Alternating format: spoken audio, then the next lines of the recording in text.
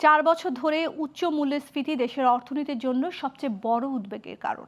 এর জন্য সবচেয়ে বেশি চাপে পড়েছে নিম্ন আয়ের মানুষের জীবনযাত্রায়, এমনটাই মনে করছে গবেষণা সংস্থা সিপিডি। আর বিশেষজ্ঞদের মতে মূল্য স্থিতিশীল রাখতে সরবরাহ ব্যবস্থার কাঠামোগত সংস্কার জরুরি। তবে বাণিজ্যমন্ত্রী খন্দকার আব্দুল মুক্তাদির বলছেন, পণ্যের দাম নিয়ন্ত্রণে নজরদারি জোরদার করছে সরকার। সকালে রাজধানীতে সিপিডি আয়োজিত খাদ্যপণ্যের মূল্য শৃঙ্খল বিষয়ে এক সংলাপে তারা এসব কথা বলেন। বিস্তারিত শিউলি আক্তারের প্রতিবেদনে। রাজধানীর মহাখালী ব্র্যাক সেন্টারে বৃহস্পতিবার খাদ্যপণ্যের মূল্য শৃঙ্খলে বাজার মুনাফা ও মধ্যস্থভোগীদের ভূমিকা শীর্ষক এই সংলাপের আয়োজন করে Centre for Policy Dialogue CPD. এতে অংশ নেন বাণিজ্যমন্ত্রী খন্দকার আব্দুল মুক্তাদির সহ বিশেষজ্ঞরা। খাদ্যপণ্যের দাম শুধু উৎপাদন খরচ বৃদ্ধির কারণে নয় জানিয়ে সিপিডির পরিচালক জানান, দীর্ঘ সরবরাহ ব্যবস্থা, বাজার কাঠামো দুর্বলতা, মজুতদারি ও ব্যবসায়ীদের যোগসাজশও এর জন্য দায়ী।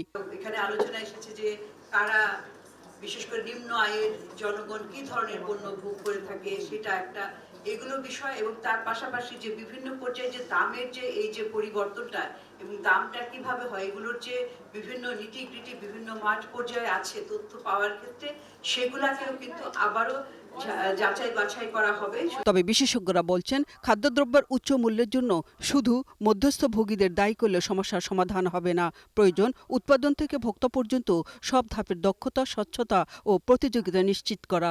আমি বলি যে উত্তর গেট থেকে যে ট্রাকটা ভোর রাতে ঢোকে, সেখানে 30 টাকার পটল ওই কারণ বাজারের দক্ষিণ গেট থেকে যখন বের হয় বিভিন্ন বাজারে, তখন সেটা 70 টাকা হয়ে যাচ্ছে। পরিবহনের যে চাঁদাবাজি এবং এই যে কারণ বাজার ভিত্তিক যে চাঁদাবাজি, সেই চাঁদাগুলো কোথায় যাচ্ছে আমরা জানি তো। আমরা তো প্রত্যাশা করি এই সরকার ওই চাঁদাবাজিটা যদি বন্ধ করতো, এটি তো খুব বেশি কঠিন কাজ নয়। এ সময় বাণিজ্যমন্ত্রী জানান, মূল্যস্ফীতি নিয়ন্ত্রণে পরিবহন সহ সব ধরনের খরচ কমানোর পাশাপাশি সরবরাহ ব্যবস্থাকে দক্ষ ও ব্যয় সাশ্রয়ী করতে হবে।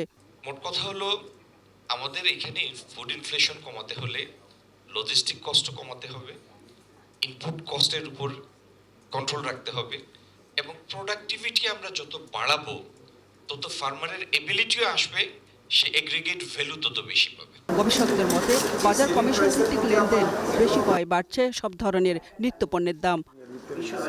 বিভিন্ন শৃঙ্খলে। শিউলি আক্তার, গ্লোবাল টেলিভিশন, ঢাকা।